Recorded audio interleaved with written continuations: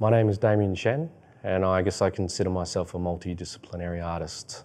I practice mainly in the area of my cultural heritage, which is Aboriginal and Chinese, so I focus on those histories and the stories that come from that. The main challenge, and I know that's one that sort of was a common thread through some of the other videos I've watched, is time. And as a slightly older person with a family, there are a lot of other factors that can influence your ability to carve out that time to make art and to think about art. My main way to counter that is try to get my family involved in as many aspects of what I'm trying to do as possible. My studio is at home, so the kids can be in and around me at the time. Where I can for various openings, my family comes with me if it's interstate or even overseas, they've come.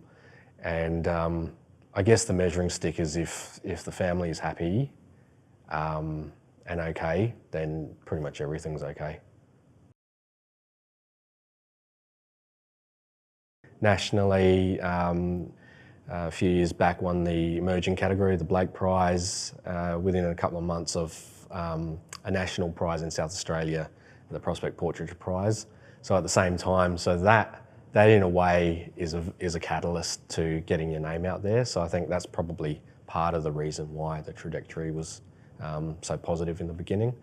Internationally, I was super fortunate to get the Ngarrindjeri residency, which is in Charlottesville, Virginia. And I stayed there for a month at this museum in America, which is the only sole collection of Australian Aboriginal art in America.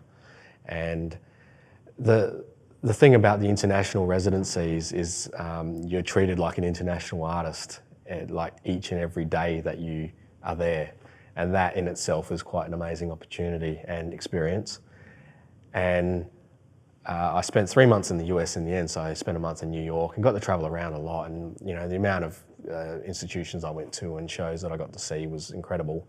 As an artist, you're sort of like a sponge, so you've got to sort of take in everything and work out if something is going to end up influencing your practice or not. But then also, because my practice is so short, it just sort of gave me the opportunity to basically believe in myself.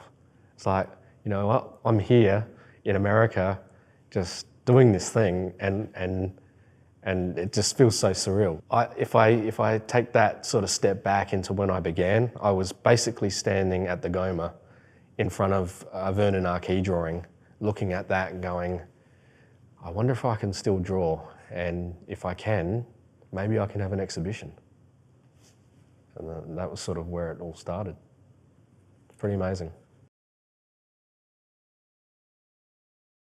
For me, I think art's, it's basically like a frame of reference. We view humanity through it, past, present, future, and we can talk about so many things through the arts. Personally, I've used art to help educate myself around my culture, and part of it, the big part of it is the research that I do before undertaking a body of work.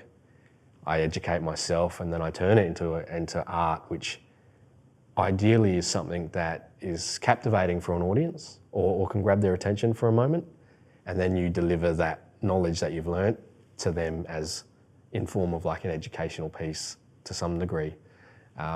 It's just such a powerful thing.